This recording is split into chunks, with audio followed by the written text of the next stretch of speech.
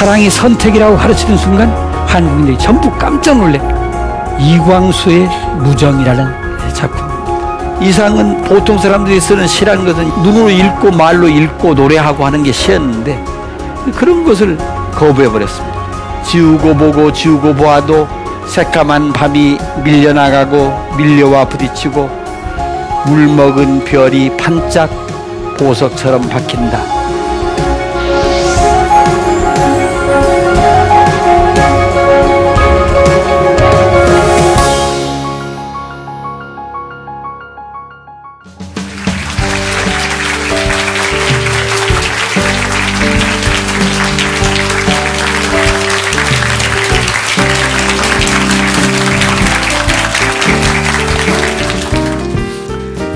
여러분 안녕하십니까? 권영민입니다. 반갑습니다. 앞으로 6차례에 걸쳐서 한국 현대문학을 말하다라는 큰 주제로 지난 1세기 동안 한국 현대문학이 형성되고 다양한 양식과 기법을 통해서 전개되었던 그 양상을 몇 개의 시대로 나눠가지고 중요한 작품을 중심으로 해서 여러분과 함께 얘기를 나눠볼 생각입니다. 그래서 오늘 첫 시간은 현대문학이 무엇이고 어떤 방식으로 성립됐고 그 기반을 어떻게 확립했는가 이런 얘기를 중심으로 말씀을 드려볼 생각입니다. 그래서 제일 먼저 한국 현대문학이 도대체 뭐냐 하는 그런 질문을 던져볼 필요가 있을 것 같습니다. 한국 문학 하면은 그건 한국 사람들이 한국의 긴 역사를 통해서 만들어낸 모든 문학을 얘기하는데 한국의 현대문학이라고 얘기한다면 현대라는 말이 지시하는 그런 시대적인 범주를 우리가 정해야 됩니다. 그때 그 현대라는 시기를 어떻게 정하느냐 하는 것이 학자들 사이에 굉장히 많은 논란이 이루어지곤 했는데 저는 대개 아주 대략적으로 언제부터 시작되고 정확하게 몇 년, 몇 월, 며칠 이렇게 정할 수는 없는 거니까 대략적으로 19세기 후반쯤을 현대문학이 시작된 시기로 잡는다. 그러면 20세기, 21세기 초까지 지금 온 셈이니까 1세기를 좀 넘는 시기가 될 것입니다. 19세기 후반부터 성립돼서 지금까지 발전해온 문학이 현대문학이다. 이렇게 시기상의 구분을 해볼 수가 있을 것 같습니다. 여기서 현대라고 하는 말은 물론 근대라는 말을 쓰기도 하기 때문에 흔히 혼란을 이야기하기도 하는데 한국의 경우에는 근대와 현대라는 그런 시기 구분이 명확하지 않습니다. 우리는 워낙 짧은 기간 동안에 한국 사회가 근대화의 과정을 쭉 거쳐왔기 때문에 이 현대라는 개념과 근대라는 개념 속에 어떤 차별성 같은 것을 명확하게 규정하기가 어렵고 그냥 통상적으로 19세기 후반 이후의 문학은 현대문학, 그 이전의 문학은 고전문학 이렇게 구분하는 것이 보통입니다. 그런데 이 19세기 후반 이후에 나타난 새로운 현대문학이라는 게 도대체 어떤 성격을 지니고 있는가? 이 문제는 상당히 중요한 문제이고 그것은 우리들이 그 특징을 명확하게 알아두고 논의할 필요가 생깁니다. 고전문학이라고 얘기하는 문학들, 그러니까 조선시대에 유행했던 문학을 우리가 생각하면 되는데 이 조선시대의 문학은 특이하게도 그 문학을 형성하는 문자가 문학의 기반을 이루었던 언어와 문자가 이중적으로 이루어져 있습니다. 조선시대의 귀족층이나 사대부층, 양반층은 모두 다 한문을 공식적인 언어 문자로 영위하고 그것으로 정보를 교환하고 지식을 생산하고 예술을 만들어냈단 말이에요. 우리는 그것을 한문학이라고 하죠. 그리고 세종대왕이 훈민정음을 만든 이후에도 국문으로 만든 문학작품의 수는 한정되어 있고 국문으로 글을 쓰는 방식도 공식적으로 제대로 인정을 받지 못했던 것이 사실입니다. 그래서 문학이 한문으로 된 문학과 국문으로 된 문학이라는 그런 이중적인 형태로 문학이 발전해 왔습니다. 그런데 한국의 현대문학은 바로 이 언어 문자의 이중적 속성을 완벽하게 극복한 새로운 문학이 됩니다. 어떻게 극복했냐면은 한문을 배격하고 국문으로 글을 쓰는 방식을 정착시키면서 모든 지식인들이 국문을 통해서 문학을 생산해낸 것입니다. 이것이 아주 고전 문학과 다른 점이고 한국 현대문학은 국문으로 만들어진 문학이다. 또는 한글로 글쓰기를 일반화시키면서 문학이 산출됐다. 그런 아주 중요한 성격을 갖게 되는 것입니다. 게다가 이 한국 현대문학은 그 성격 자체도 국문으로 이루어졌을 뿐만 아니라 전통적인 한국 문학이 가지고 있던 요건들을 일부 계승하고 그리고 19세기 후반부터 일본을 통해서 들어오기 시작했던 서양의 새로운 문학 양식과 기법들을 일부 차용하고 하면서 그것이 함께 융합이 돼서 새로운 한국 문학을 만들어냈습니다.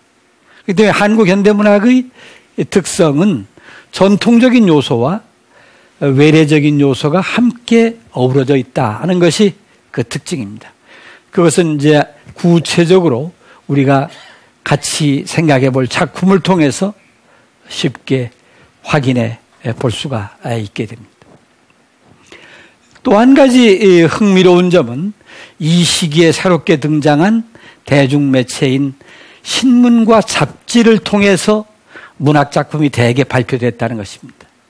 작품이 신문과 잡지에 발표된 뒤에는 대중적인 인기를 끌게 되면 바로 소설의 경우에는 한 권의 단행본 책으로 상업적인 출판사가 인쇄를 해서 책자를 만들어냈습니다. 그리고 그 책자를 만들면 전국의 서점에 그 책자가 보급이 돼가지고 독자들은 돈을 가지고 가서 그 책을 사서 읽어보는 그런 시스템을 갖추게 되었다는 것입니다. 이런 독특한 유통구조, 이 유통구조는 근대적인 산업시대에 만들어진 또는 자본주의 체제가 가능해진 그런 상태의 유통구조입니다. 생산자가 따로 있고 판매하는 사람이 있고 수용하고 소비하는 층이 각각 나누어져서 만들어지는 그런 독특한 문학시장을 통해서 확산된 문학이 바로 현대문학이다. 현대문학 이전에는 그런 식의 유통구조가 제대로 확립되어 있지 않았다는 것을 우리가 알 수가 있습니다. 그래서 근대적인 산업구조 또는 근대적인 시장구조의 틀에 맞추어서 문학도 하나의 상품으로 독자 대중에게 읽혀지기 시작했다는 것을 우리가 확인해 볼 수 있습니다. 이런 여러 가지 특징을 가진 것이 바로 현대문학이다. 이렇게 말씀드릴 수 있습니다. 이 현대문학이 지금까지 변화해 온 과정은 크게 세 단계를 거쳤는데 하나는 1910년 일제 식민시대에 접어들기 전까지 우리가 그 시대를 개화 계몽 시대라고 그렇게 얘기합니다. 그런 시대에 현대문학이 성립됐고 그 다음에 1910년 일본 식민지 지배가 시작되면서 1945년까지 그 기간 동안에 식민지 근대라고 하는 독특한 그런 시대적인 상황 속에서 한국 근대문학이 확산되고 민족문학으로서의 자기 성격을 명확하게 드러낼 수 있도록 그렇게 만들어졌습니다. 그리고 이제 세 번째 단계가 우리가 지금 살고 있는 당대의 속성인데 해방이 되고 우리가 광복의 시대를 구가하게 됐지만은 민족 전체의 삶을 가능하게 하는 통합된 민족국가를 만드는 데 실패했습니다. 그게 바로 분단과 연관되는 것이죠. 이 시기를 우리는 분단 시대라고 얘기할 수 있고 오늘 우리가 현장에서 만날 수 있는 문학은 바로 그런 분단 상황 속에서 만들어지는 문학이라는 것을 확인해 볼 수가 있게 됩니다. 이 큰 세 덩어리가 한국의 현대문학을 이룬다. 이렇게 말씀을 드릴 수 있을 것 같습니다. 오늘 첫 시간은 그 첫 단계에 해당되는 개화 계몽 시대의 문학입니다. 사실은 학자에 따라서 이 근대 문학의 성립 과정 자체를 다양하게 설명을 하는데 저는 결정적으로 오늘과 같은 이런 한국 현대문학의 사회문화적 기반이 형성되고 한국 현대문학이 발전할 수 있게 된 그런 결정적인 그런 계기는 개화계몽 시대에 일어났던 국어국문운동으로부터 시작된다는 것을 강조하고 싶어요. 만일에 국어국문운동이 없고 국문 글쓰기로 문학이 통합되지 않았다면 지금 우리가 어떤 식의 문학을 영위하고 있을지 알 수가 없습니다. 조선시대처럼 한문 쓰고 국문 쓰고 각각 두 가지가 함께 병행되는, 병존하는 그런 식의 문학이 만들어졌을지도 모른다는 것이죠. 그런데 다행히도 국문이 정비가 되고 그리고 모든 사회문화적인 매체들이 국문 글쓰기를 일반화시키고 또 국가에서도 고종 황제가 1895년에 황제 칙령을 통해서 국가의 공문서를 국문으로 쓰겠다라고 선언하는 순간 한글로 만들어진 모든 문서가 공식화되게 됐습니다.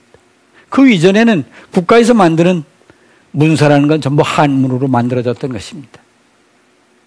그게 왜 문제냐면 한문으로 만들어지는 공식적인 문서는 한문을 해독할 수 있는 계층만 이해할 수가 있게 됩니다.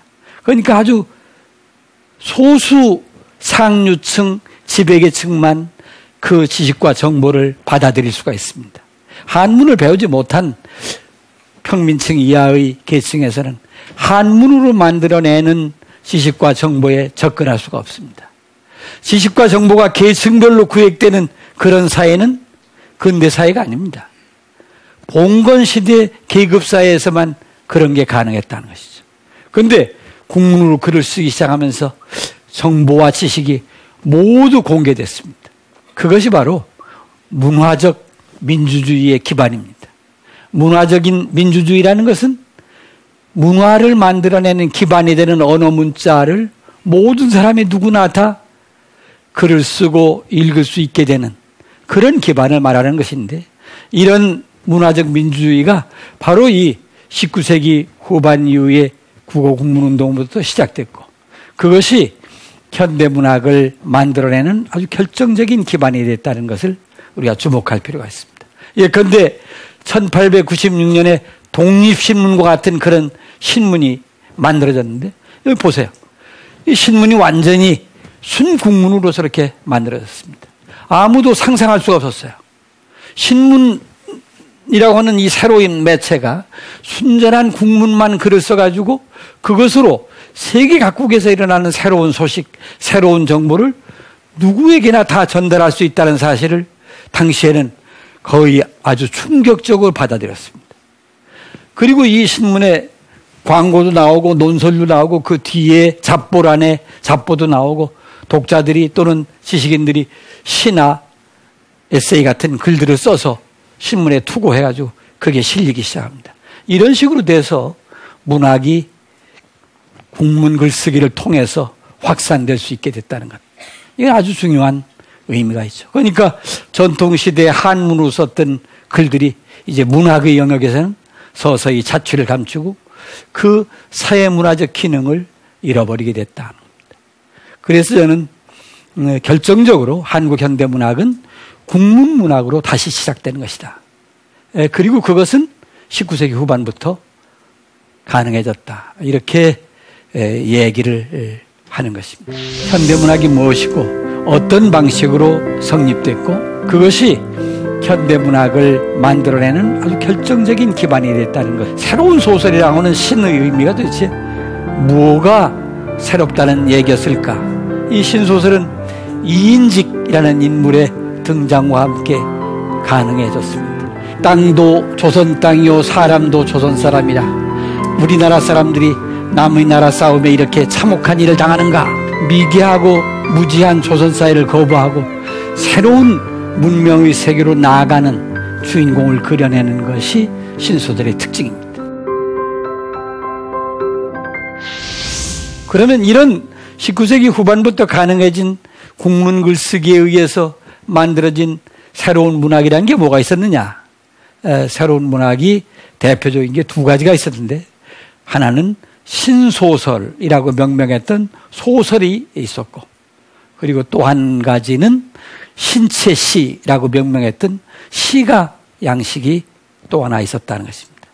그 가운데 우리가 주목할 것이 먼저 신소설인데, 이 신소설은 이인직이라는 인물의 등장과 함께 가능해졌습니다. 그 이전에도 소설은 있었습니다. 여러분들이 알고 있는 춘향전이나 흥부전이나 심청전 같은 것 다 옛날 소설들이죠. 그 옛날 소설들을 개화개몽 시대에는 구소설이라고 그랬습니다. 이 구소설과 다른 새로운 소설, 그게 신소설이다, 이렇게 얘기를 했습니다. 그러니까 여기서 가장 중요한 것이 바로 신이라는 의미입니다. 이 새로운 소설이라고 하는 신의 의미가 도대체 뭐가 새롭다는 얘기였을까? 그 새로움의 정체를 우리가 정확하게 알면 신소설의 의미를 쉽게 알게 되죠. 그런데 이 새로운 소설을 쓴 이인직이라는 인물은 아주 정말 특이한 인물입니다. 근래 한국에 유학했던 그런 한국 문학을 전공하는 일본 학자들이 조사하고 밝혀놓은 걸 보면 이 사람이 일본에 유학을 가가지고 말이죠. 그냥 동경 정치학교라는 데 입학해서 정치학을 공부했는데 그냥 학생으로 공부만 한 게 아니라 학생 시절에 일본 동경에서 나오던 미야코 신문, 도신문이라고 하는 신문사에 정부에서 추천해가지고 신문사 견습 기자 역할을 했다는 것이 밝혀졌습니다. 그런데 그 신문에 사고가 다 나왔어. 제가 보니까. 뭐라고 하냐면 우리 신문사에서는 지금 현재 동경정치학교에 유학해 있는 이인직 군을 견습 기자로 임명하게 됐다. 이 이인직 군이 견습 기자가 되는 것은 조선공사관에서 특별히 추천한 결과다, 이렇게 되어 있어요. 그러니까 이인직을 일본에 유학 보낸 사람들부터 시작해서 누군가 상당히 깊이 이 사람을 후원했던 세력이 있었구나 하는 것을 알 수가 있습니다.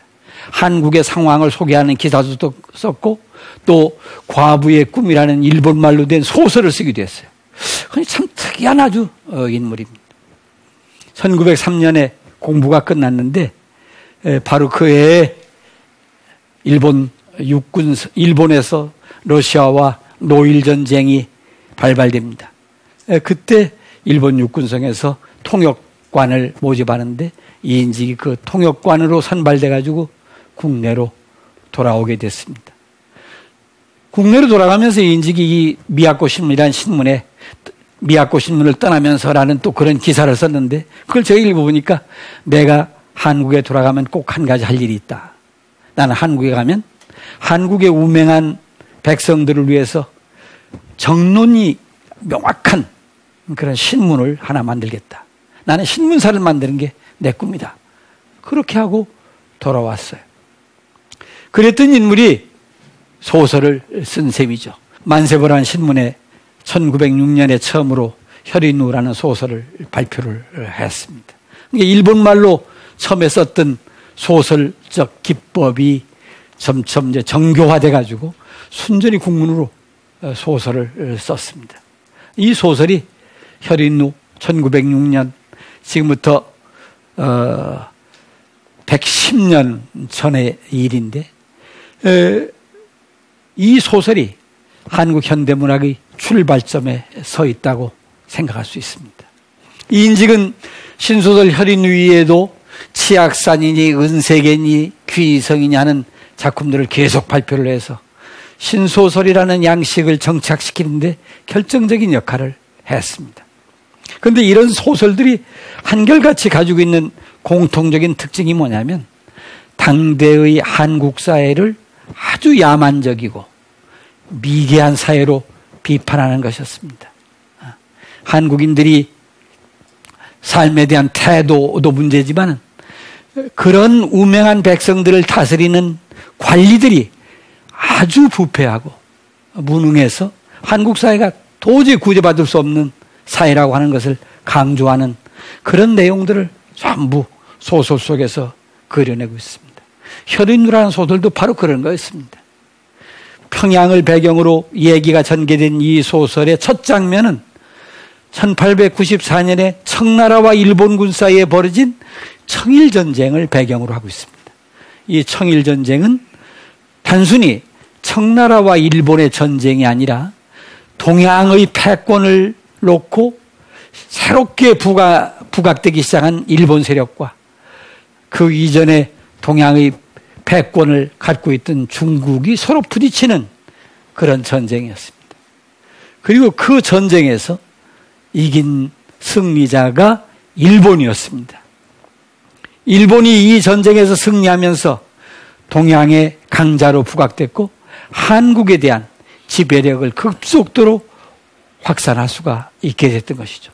바로 그런 전쟁을 배경으로 했다는 것이 아주 특이한 특징이라고 말할 수가 있습니다.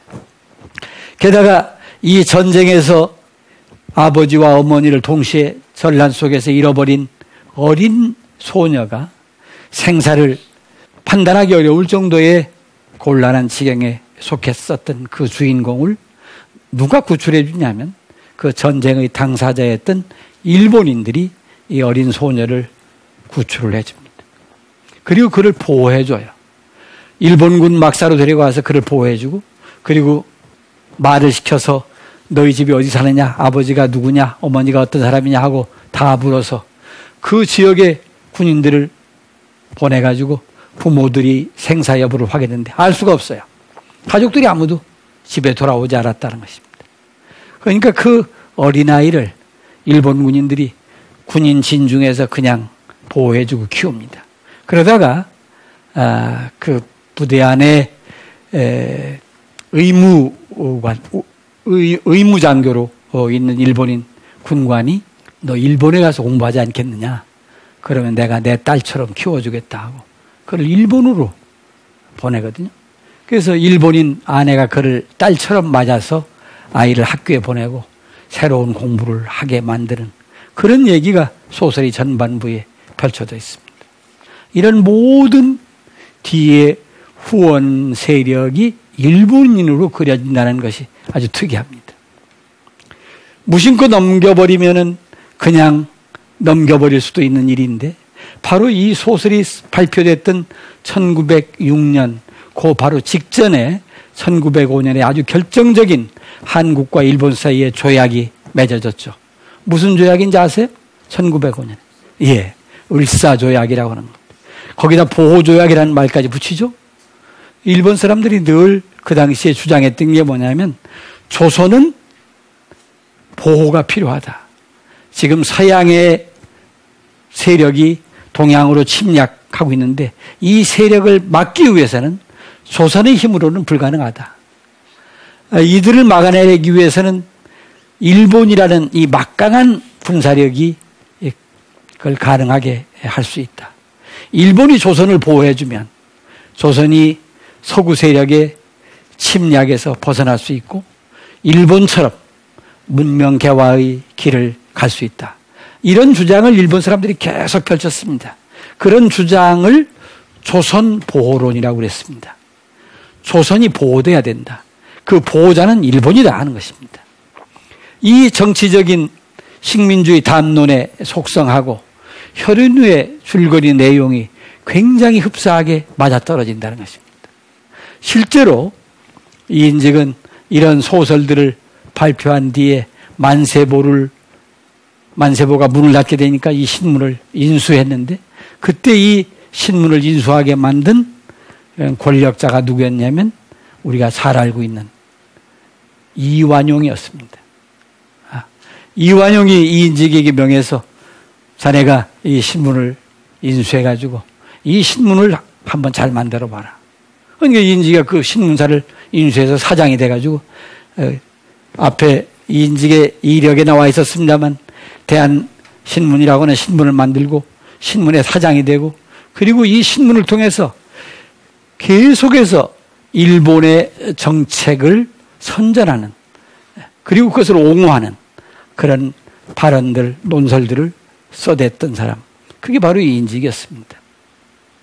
그렇기 때문에 이인직은 사실은 개화 정국의 친일적인 지식인이었다는 것을 알 수가 있게 되는 것이죠.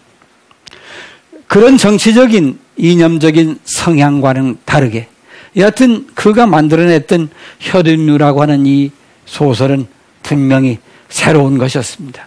그 새로움은 혈인류의 내용 속에서 찾아볼 수가 있습니다. 혈인류가 나오기 이전에 조선시대의 소설들은 아주 특이하게도 소설의 내용 속에 인간 세계와는 관계없는 초인간적인, 초월적인 그런 세계와 보편 질서가 그려집니다. 예컨대 심청전이라는 소설을 하나 생각을 해봅시다. 똑같이 여주인공이 등장하니까요. 심청전에서 어린 심청이가 아버지를 위해서 인당수의 제물로 바쳐지는 장면을 우리가 다 기억하죠? 여러분들도? 그런데 이 심청전은 인당수에 빠진 심청이가 세상을 이제 하직한 거고 떠난 것인데 현실 속에서의 삶이 마감되는 순간인데 소설의 얘기가 거기서 끝나지 않습니다. 심청이는 여전히 살아서 용궁의 용왕님을 만나고 그리고 하늘에 계신 일찍 세상을 떠난 자기 어머니를 만나고 그분들의 도움으로 다시 새로운 인간으로 태어날 수 있는 그런 기회를 갖게 됩니다. 이런 얘기는 오늘의 현실에서는 전혀 가능하지 않습니다. 그런 초인간적이고 초현실적인 요소들이 개입돼서 인간의 삶의 의미를 확장시켜 놓는 것이 구소설의 특징이었는데 신소설에는 그런 요소가 일체 배제되어 있습니다. 혈인류의 옥년이란 여주인공은 용왕이 구해준 것도 아니고 하늘나라의 어머니가 구해준 것도 아닙니다. 그를 구해준 것은 당시 청나라와 전투를 하기 위해서 조선에 파견되어 있던 일본인 군인들이 그를 구했다는 것입니다. 철저하게 경험적인 현실로만 얘기가 구성됩니다. 이런 초자연적이고 초인간적인 요소들을 배제하고 일상적이고 경험적인 현실의 요소들로만 채워지는 새로운 얘기, 이게 바로 신소설의 특징이다. 이렇게 말씀을 드릴 수 있을 것 같아요. 신소설이 그려내고 있는 이런 일상적인 경험의 현실, 이것은 고전소설, 구소설이 가지고 있던 신화적 상상력과는 다르게 이런 소설들이 경험적 상상력 또는 역사적 상상력에 의해서 만들어지고 있다는 것을 말하는 것입니다. 바로 그런 속성을 혈인류에서 우리가 확인할 수 있다는 것은 아주 중요한 요건이라고 생각이 됩니다. 혈인류의 첫 장면에서 땅도 조선 땅이요 사람도 조선 사람이라 고래 싸움에 새우등 터지듯 우리나라 사람들이 남의 나라 싸움에 이렇게 참혹한 일을 당하는가라고 작가가 설명하고 있는데 여기서 고래 싸움이 청나라와 일본의 싸움이고 거기에 등 터지는 새우가 바로 조선 사람들이라고 생각하면 쉽게 이해가 될 것입니다. 이런 식으로 참혹한 조선의 현실을 비판하는 대목에서부터 소설이 출발하고 미개하고 무지한 조선 사회를 거부하고 새로운 문명의 세계로 나아가는 주인공을 그려내는 것이 신소설의 특징입니다. 그래서 신소설의 주인공 옥년이는 일본으로 갔다가 일본에서 다시 조선인 청년, 미국으로 유학을 떠나는 구완사라는 청년을 만나서 함께 미국 유학까지 떠나게 됩니다. 청일전쟁 당시에 부모와 헤어졌던 어린 소녀가 일본에서 성장하고 그리고 미국에까지 건너가서 미국의 여자 학교에서 우등 졸업을 하는 그런 신여성으로 새롭게 탄생하는 과정, 그것을 작가가 그려내고 있는 것이죠. 그렇기 때문에 신소설은 여성의 교육을 유달리도 강조한 소설, 이렇게 설명하는 경우도 많이 있습니다만은 이 독특한 계몽의식이 신소설 혈인에만 있었던 게 아니라 대부분 당시의 소설 속에서 흔히 볼 수 있는 그런 요소들이었습니다. 이해조는 신소설을 대중적으로 확산시켜놓은 그런 신소설의 작가였습니다. 우리 비록 아홉폭 치마는 둘렀으나 하늘을 부르면 대답이 있나, 부모를 부르면 능력이 있나, 그 여성들의 목소리가 마치 자유의 종소리처럼 만방에 퍼져라. 최남선이 해에게 소년에게라는 신체 시를 썼지만 최남선 이외에 누구도 이런 유형의 새로운 시를 쓴 사람이 없어요. 글로 쓰고 눈으로 읽고 하는 그런 새로운 시 형식을 만들어낸 것, 그게 바로 신체시다.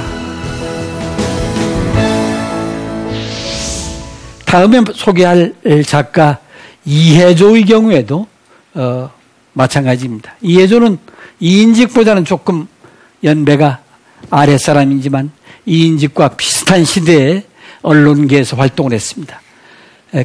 개몽 시대에 제국신문이라는 신문에 기자를 하면서 거기서 소설을 쓰기 시작했습니다. 이인직이 신소설을 창안한 작가라고 한다면 이해조는 신소설을 대중적으로 확산시켜놓은 그런 신소설의 작가였습니다. 이해조가 쓴 작품 가운데서 오늘 여러분과 함께 검토해 볼 작품은 많이 교과서에도 소개되고 합니다만 자유종이라고 하는 작품입니다. 1910년 일제강점이 시작되기 바로 직전에 나온 그런 작품인데 이 작품은 아주 흥미로운 특징을 가지고 있습니다.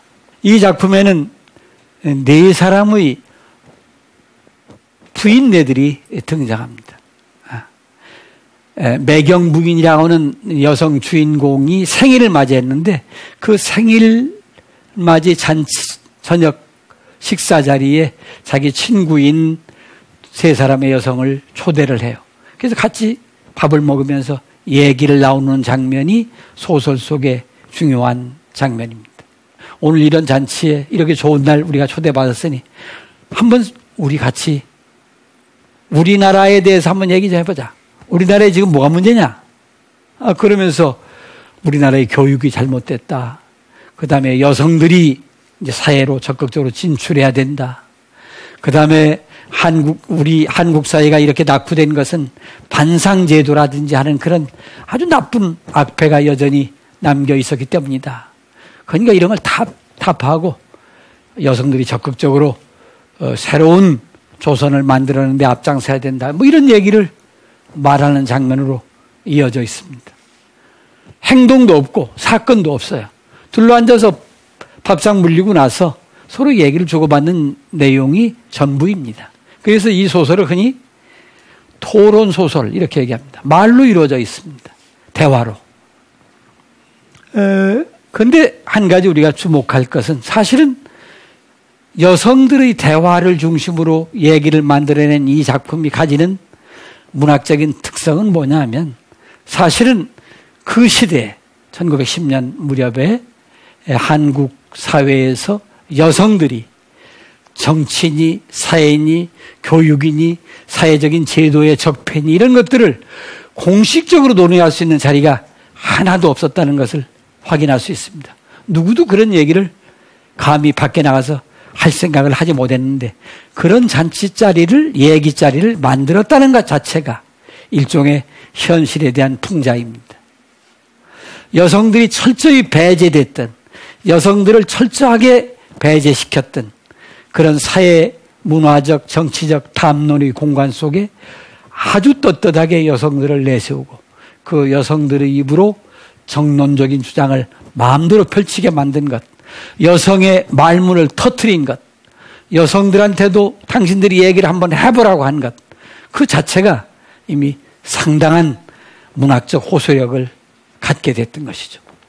그래서 그 여성들의 목소리가 마치 자유의 종소리처럼 만방에 퍼져라, 이렇게 적어놓은 것이었습니다.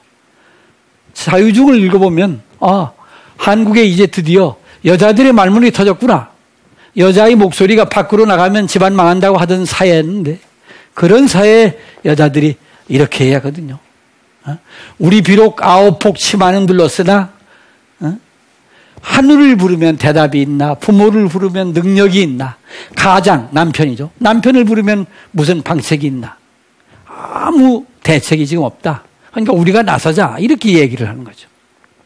그런 아주 진취적인 여성의 사회 진출과 관련된 또는 여성의 사회적인 역할에 관련된 이런 주장을 처음으로 신소설의 작가가 펼쳤다는 것은 아주 주목되는 얘기라고 할 수 있습니다.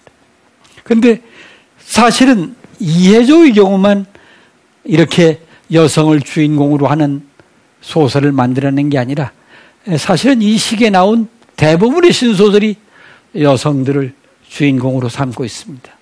여성들의 순환사를 적고 있고 그들이 그 순환을 극복하고 새로운 문명 개화의 길을 걸어가는 그런 장면으로 소설의 마지막 장면을 장식하게 만들어냅니다. 어둠 속에서 억압 속에서 갇혀 지냈던 그런 여성들이 드디어 일어나서 문명 개화의 길을 걸어가는 그 과정 자체가 엄청난 사회 계몽이었습니다. 그리고 그렇게 해야만 한국 사회가 제대로 된 근대적인 문명 사회로 발전할 수 있다는 그런 확신을 작가들이 가지고 있었던 것이죠. 그런데 이런 식의 한국의 국가적인 장래, 사회적인 미래에 대해서 언급하는 이런 주장들이 오래가지 못했어요.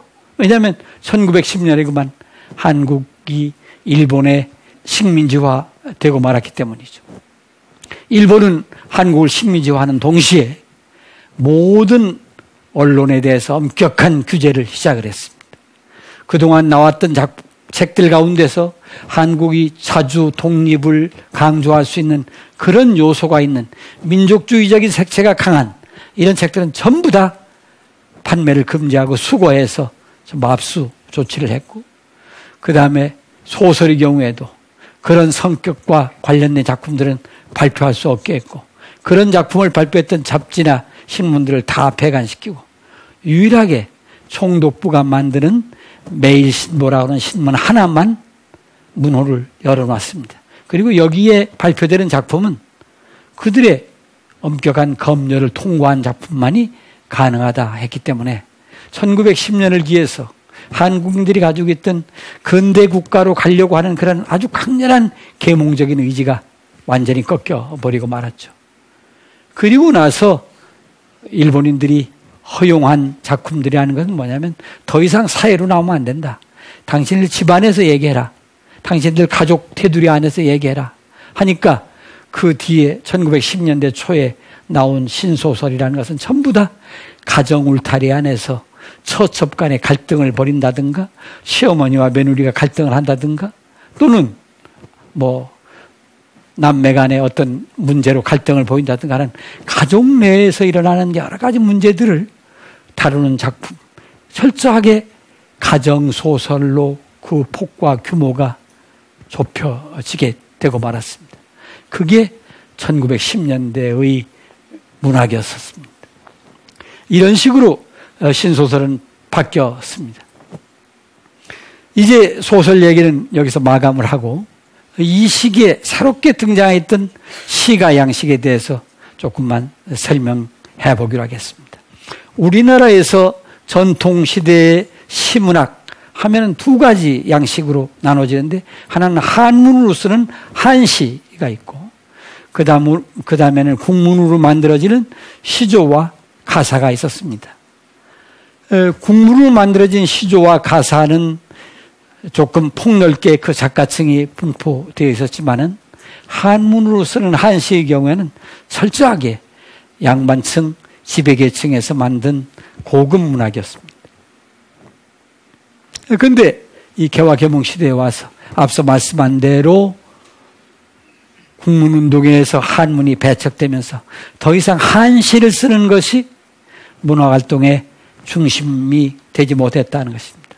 이제 시를 쓴다든지 소설을 쓴다면 당연히 국문으로 글을 써야 되는데, 그런 것을 제일 먼저 실천했던 사람들은 독립신문에 글을 발표했던 독자들, 이름 없는 그런 지방의 서생들, 이런 사람들이 독립가니 뭐니 하고 노래를 지어서 글을 지어서 보내고 그게 신문에 발표됐었는데 그런 것부터 시작해가지고 바로 1908년도에 육당 최남선이 만든 소년이라는 잡지에 그가 쓴 신채시라고 명명하고 있는 해에게서 소년에게라고 하는 독특한 시가 있고 이것이 우리나라에서는 새로운 문학의 시문학의 출발점으로 흔히 설명을 하고 있습니다. 여기 원문도 그대로 사진 나와 있습니다만 철썩 턱 쏴 하고 파도가 치는 소리를 맨 앞에 왔는데 이런 식의 의성어를 시어로 받아들이고 이렇게 활용하는 그런 예도 사실은 다른 작품에서는 찾아보기 어려운 것이었어요. 직접 한글로 그렇게 썼습니다. 일상적인 우리 언어로 그냥 글을 만들어 놓고 형식적인 어떤 규제 장치 같은 게 별로 없이 시행을 나누어 쓰고 있는 것을 볼 수가 있습니다. 이 형식적인 개방성, 그 다음에 과감한 일상적인 언어의 수용, 거기에 또 한 가지 특징은 계몽의식이었습니다. 이 해에게 소년에게는 바다가 새로운 희망의 세대인 소년들에게 힘을 가져라, 용기를 가져라, 그리고 바깥 세상으로 나가라 하고 외치는 그런 얘기로 되어 있습니다. 그런 얘기를 통해서 넓은 세상으로 의지와 희망을 품고 나아가라고 격려하는 그런 노래를 짓고 있는데 그런 계몽적인 의지를 시적으로 표현한 것이 신채시의 특징이었습니다. 물론 전대에 쓰였던 시조라든지 가사 같은 것이 이 시기에도 일부 남아 있었습니다. 그런데 시조와 가사는 다 조선시대에는 창으로 노래 불려졌던 것들이었습니다. 그런데 개화 개몽 시대에 들어와서는 신채시 해에게 소년에게 같은 이런 시들은 음악적인 속성과는 관계가 없이 그냥 입으로 읽어나가는 시입니다. 읽는 시입니다. 노래 부르는 시가 아니다는 것입니다. 그래서 전통시대의 음악과 함께 했던 창곡과 같이 수반되어 있던 시조와 가사와는 다르게 완벽하게 글로 쓰고 눈으로 읽고 하는 그런 새로운 시 형식을 만들어낸 것, 그게 바로 신채시다 이렇게 얘기할 수 있습니다. 그런데 이 신채시라고 하는 것은 당시에 널리 유행한 것은 아닙니다. 최남선이 해에게 소년에게라는 신채시를 썼지만 최남선 이외에 누구도 이런 유형의 새로운 시를 쓴 사람이 없어요. 신채시는 기껏해 10편도 안 돼요. 다 합쳐봤자. 그러니까 최남선이 1900년대 들어와서 새롭게 실험했던 몇 편의 시들이 말하자면 신채시인 셈인데 이것은 우리 시가 근대적인 자유시로 정착되는 초기 단계에서 나타났던 실험적인 시 형식이라는 것을 말해줍니다. 그리고 정상적으로 본격적인 시가 한국문단에 영향을 미치게 되는 시기는 1920년대쯤 가야만 비로소 가능해진다는 것을 알 수가 있습니다. 여기까지 오늘 제가 말씀드리는 한국 현대문학의 성립 과정에 대한 얘기는 모두 끝납니다. 다음 시간에는 1920년대로 넘어가서 1920년대 3.1운동 이후에 한국문학이 어떤 전환을 이루면서 문학적 기반을 확산시켜 나갔는가 하는 것을 말씀드리도록 하겠습니다. 고맙습니다.